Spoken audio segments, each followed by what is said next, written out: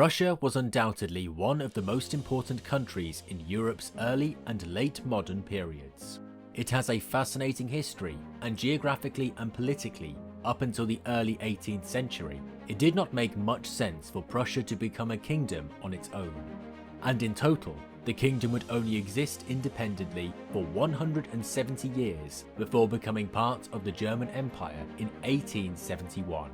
But how did this enormous power, located in Europe's geographical heart, come to be? Welcome back to our historical journey through the rise and fall of nations. Today, we're setting our course for the heart of Europe to explore a land deep down in history, a land that once stood as a symbol of military might and innovation, Prussia.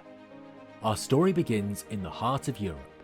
Prussia, situated in what is now Germany, Poland and Lithuania, was known for its diverse landscape.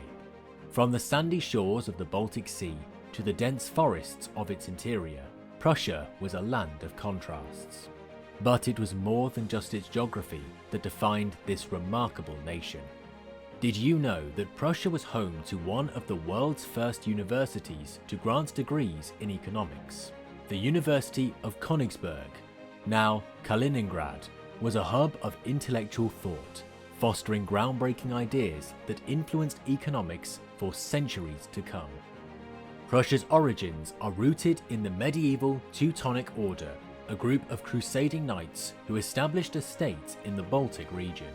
Over time, this territory evolved into the Duchy of Prussia, but the real transformation came under the rule of Frederick the Great.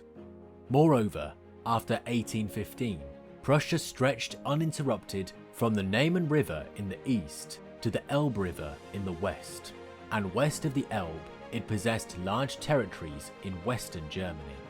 With its major territorial axis shifted from Eastern Europe to Western and Central Germany, Prussia was henceforth the only great power with a predominantly German-speaking population. It was thus Austria's potential rival for homogeny in the German Confederation, which the Congress also created. Can you imagine a kingdom that valued the military above all else? Frederick the Great's Prussia was just that. But what made Prussia a military powerhouse? Prussia's rise to greatness can be attributed to its disciplined army and efficient bureaucracy. The Prussian military, with its famous disciplined soldiers called Prussian bluecoats, was the envy of Europe. But it wasn't all about marching in formation. Prussia was also a pioneer in agriculture and education. In 1871, Prussia's population numbered 24.69 million, accounting for 60% of the German Empire's population.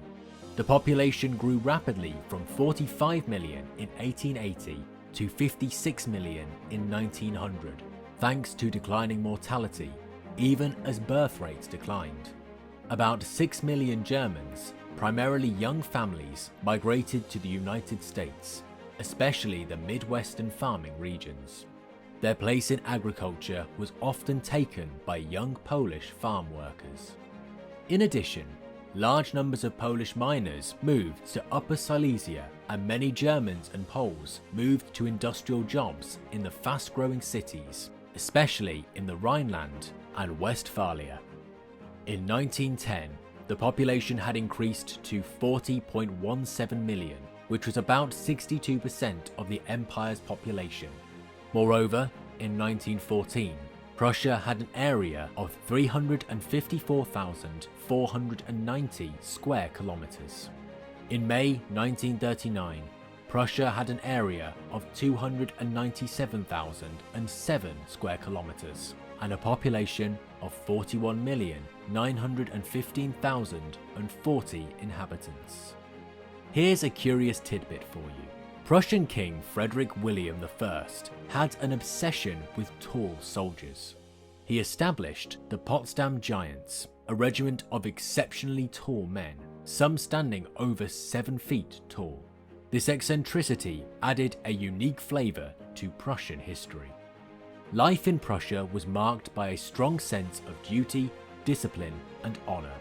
The Prussian education system, designed to create loyal and skilled civil servants, set the stage for the nation's success. people lived by a code of ethics that upheld the state above all else. If you're finding this journey through Prussian history as captivating as we do, remember to hit that notification bell to stay updated on our historical explorations. Sadly, Prussia's glory days were not destined to last. The rise of other European powers and internal conflicts weakened the once mighty nation. The devastating defeat at the hands of Napoleon in the early 19th century marked a turning point. Prussia's final days came with the end of World War II. Its territory was divided among the victorious Allied forces, and the nation ceased to exist. Kaliningrad, former Königsberg, became part of the Soviet Union. Although Prussia, German Prussian, Polish Prussia in European history, and certain areas of Eastern and Central Europe, respectively the land of the Prussians on the southeastern coast of the Baltic Sea, came under Polish and German rule in the Middle Ages, the kingdom ruled from 1701 by the German Hohenzollern dynasty. It included Prussia and Brandenburg, with Berlin as its capital, which seized much of northern Germany and western Poland in the 18th and 19th centuries and united Germany under its leadership in 1871. Moreover, the land created after the fall of the Hohenzollerns in 1918, which included most of their former kingdom, was abolished by the Allies in 1947 as part of a political reorganization of Germany after its defeat in World War II. But what does the future hold for the Prussian legacy? The values of discipline and education it championed are still celebrated in Germany today, and the echoes of Prussia's military legacy resonate in the modern German armed forces. As we close the chapter on Prussia, we're reminded of a nation that left an unforgettable mark on history. Its rise to power, uniqueness, and its ultimate fall serve as a testament to the ever-evolving tapestry of our world's history. We hope you've enjoyed this journey through the annals of time. If you'd like to explore more captivating histories like this one, don't forget to hit that notification bell. Until next time, stay curious and keep exploring the pages of our past.